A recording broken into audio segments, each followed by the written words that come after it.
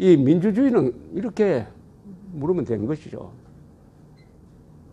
민주주의 역사는 1215년 영국의 마그나 카르타에서 출발하는데,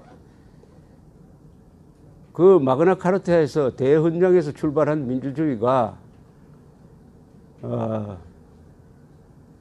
정권을 교체를 할 때 우리 앞으로 전쟁하지 말고 쿠데타 하지 말고 사람 죽이지 말고 평화롭게 한번 해보자 하는 게 정착되는데 몇 년이 걸렸느냐? 470년이 걸렸습니다. 즉 1688년 명예혁명 이후에 비로소 영국에서 피비린내 나는 정권 교체의 전통이 사라졌어요. 그 전통을 만드는데 470년이 걸렸습니다. 왕도 목이 날아가고 수많은 사람이 죽고, 그러면 1688년 이후에 민주주의가 영국에서 완성이 되었느냐? 아직도 계속 고치고 있죠. 영국에서 투표권을 남녀노소 차별 없이 행사할 수 있었던 게 1620년대 이후입니다. 1920년대. 1920년대 비로소 여성이 투표권을 가지게 되었습니다. 영국에서. 얼마나 오래 걸렸습니까? 한국이 미국보다 더 동등한 투표권을 행사했다는 거 아십니까? 1948년 5월 10일에 우리는 남녀노소 구별 없이 투표권을 주었습니다. 그러나 미국에서는 노예 해방된 이후 100년이 흘러도 1964, 5년까지는 흑인들은 마음대로 투표할 수가 없었습니다. 주마다 제약을 둬가지고 세금 안 낸다든지 글을 못 읽으면 투표권을 안 줬어요. 흑인이 마음대로 투표할 수 있었던 건 1965년 이후입니다. 그런데 이승만을 독재라고 1950년대에 링컨을 대한민국 대통령으로 모셔보십시오. 이승만보다 잘했는지. 한국 사람들은 시간 개념이 참 약합니다. 이 역시 농경민족은 이 시간을 입체적으로 보지 못해요. 좋은 일을 만들어내는 데는 반드시 시간이 필요하다는 이 시간적 요소를 뺍니다. 그러니까 자유민주주의 헌법 1948년 7월에 만들었으니까 이 헌법대로 해야 되는 거 아니냐 해가지고 헌법을 절대화해가지고 헌법에 맞지 않는 행동은 다 독재로 몰아버립니다. 그러면 동네 야구를 하면서 메이저리그 규칙까지 와가지고 하는 순간부터 전부 메이저리그 선수처럼 해야 됩니까? 할 수 있습니까? 1948년에 민주주의를 해본 사람은 단 한 사람도 없는 나라였습니다. 민주주의를 아는 사람이 많았죠. 해본 사람이 없는데 어떻게. 그러나 지난 70년 동안에 우리는 몇 개를 포기를 하지 않았습니다. 선거를 포기하지 않았어요. 선거가 있어야 될 시간에는 반드시 선거가 있었습니다. 선거가 연기되거나 없었던 적이 없어요. 그 다음에 개인의 자유를 포기하지 않았습니다. 사유재산권을 포기하지 않았습니다. 그리하여 오늘 여기까지 왔습니다. 그런데 지금 좌익들은 스스로 민주주의자라고 이야기합니다. 그러나 자유민주주의라고는 이야기하지 않죠. 이런 질문을 해야 됩니다. 당신 민주주의자 맞느냐? 그럼 질문이 있다. 공산당하고 싸운 적 있느냐? 대한민국은 공산주의자와 싸워야 민주주의를 지킬 수 있는 나라입니다. 숙명적이죠. 공산주의와 싸운 적 없다. 그럼 누구하고 싸웠느냐? 이승만, 박정희하고 싸웠다. 좋습니다. 이승만, 박정희 독재적 성향이 있었어요. 그것과 싸운 것은 민주주의자가 맞습니다. 그러나 1987년 민주화된 이후에 노태우, 김영삼, 이명박, 박근혜를 상대로 싸운 게 그게 민주주의자의 요건이 됩니까? 왜 민주정부를 상대로 싸우면서 독재정부하고는 싸우지 않았느냐? 공산당하고는 왜 싸우지 않았느냐? 요컨대 공산당하고 싸운 전력이 없으면은 민주주의자를 자처하면 안 되죠. 일제와 싸운 적이 없는 사람들이 독립투사라고 이야기하는 거하고 뭐가 다릅니까? 민족과 민주를 정확하게 해석을 하면은 그 뒤부터는 매우 자유롭게 됩니다. 억눌려지지가 않아요. 민족을 주장하고 민주를 주장하면은 많은 한국의 보수 세력이 그 앞에서 갑자기 경의를 표합니다. 아, 그렇지. 민주 앞에는 예의를 지켜야 되지. 이렇게 말하면서 그 말에 치고 들어갑니다.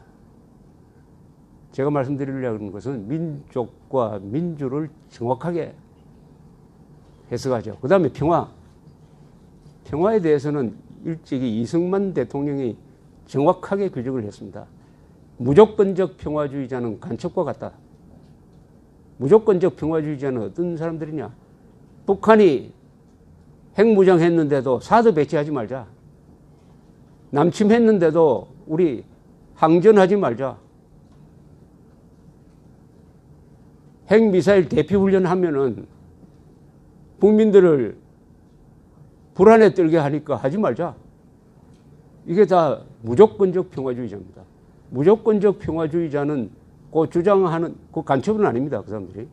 그러나 하는 행동은 결국 간첩이 하는 행동입니다. 무조건적 평화주의자는 간첩과 같다. 이승만이죠.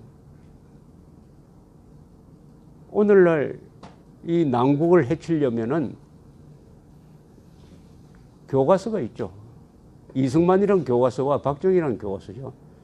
특히 이승만은 공산주의의 악마성을 한국인 중에서 가장 먼저 알고 그것을 깨부수는 전략까지 만든 사람입니다. 공산주의는 절대 악이다.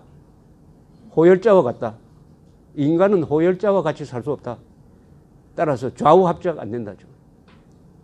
지금 문재인 정권은 좌우 합작으로 건국을 해야 되는데 좌를 배제하고 대한민국을 세웠으니까 정통성을 인정할 수 없다. 이렇게 해가지고 1948년 8월 15일을 건국으로 인정하지 않습니다. 그때 이승만이 좌우 합작했으면 대한민국 공산화 되었죠. 좌우 합작해서 공산화 안 된 나라 있습니까? 동구에 체코슬로바키아 뭐 그런 나라 다 좌우 합작하면은 좌가 경찰권 딱 잡아가지고 경찰, 검찰 요걸 가지고 겁을 줘가지고 다 좌경화시키고 공산화시키고 말았습니다. 그것을 제일 먼저 간파한 사람이 이승만입니다. 이승만의 또 하나의 원리는 나는 공산주의 그 자체를 반대하지 않습니다. 내가 반대하는 것은 사대주의적 공산주의입니다. 라고 이렇게 이야기했습니다. 공산주의자는 전부 다 사대주의자다. 왜냐하면 소련을 조국이라고 여기고 러시아 스탈린을 대원수라고 하면서 섬긴다. 꼭두각시다. 이승만의 연설에서 김일성이란 말이 단 한마디도 안 나옵니다. 김일성을 상대를 하지 않았습니다. 왜냐? 스탈린은 꼭두각시라고 봤기 때문에. 김일성에 대해서 해야 될 이야기를 꼭 스탈린에 대해서 합니다. 그리고 이승만은 트루만 대통령한테 보낸 유명한 편지 1950년 7월 19일에 쓴 편지에서 북한을 어떻게 규정하느냐. 이 자들은 코미 나치스라고 그래요. 코미 나치스. 공산주의자이면서도 동시에 파쇼다. 아주 절묘한 표현을 씁니다. 코미 나치스. 그리고 지금 이루어지고 있는 전쟁은 남북 간의 대결이 아닙니다. 이것은 소수의 사대주의적 민족 반역 집단과 한민족 전체의 대결입니다. 이렇게 선언합니다. 이것은 지금 우리에게 꼭 필요한 전략입니다.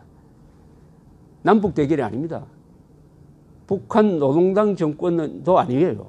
김일성, 김정일, 김정은 세력과 남한에 추종하는 세력을 제외한 남북한의 한민족은 다 같은 편이 되어야 됩니다. 그러니까 한민족 대 김정은 세력으로 나눠야 돼요. 김정은 대 한민족입니다. 기본 대결 구도가 1대 8천만이죠. 쉽게 말하면 1대 8천만. 박근혜 대통령 시절에 통일부에서 아주 멋진 논평을 한 적이 있습니다. 북한에서 자꾸 한국에서 최고 존엄을 비방한다고 그러니까 짤막한 성명서를 냈는데 북한에는 한 사람의 최고 존엄이 있다면 남한에는 5천만의 최고 존엄이 있습니다. 맞는 거 아닙니까? 5천만의 최고 존엄. 한 사람 한 사람이 다 지금 김정은처럼 떵떵거리면서 살고 있지 않습니까? 대한민국에는. 한 사람 한 사람이 다 왕 아닙니까? 다 5천만이 왕 아닙니까? 5천만. 이 구도를 만들어야 된다는 거죠. 이 구도를 만드는 가르는 기준이 민족이라 해야 된다. 민족. 그러니까 민족 반역 집단, 소수의 민족 반역 집단과 전체 한민족의 대결 구도로 만들어야 된다. 이렇게 생각을 합니다. 그런데도 항상 잘 속아요. 민족이란 말에 속고 민주회라는 말을 속고 평화에 속고 있습니다. 이걸 다 일일이 대응하기가 힘드니까 차도살 민족 반역자가 누구냐, 민족 정통 세력이 누구냐를 가지고 크게 선을 긋자는 말씀을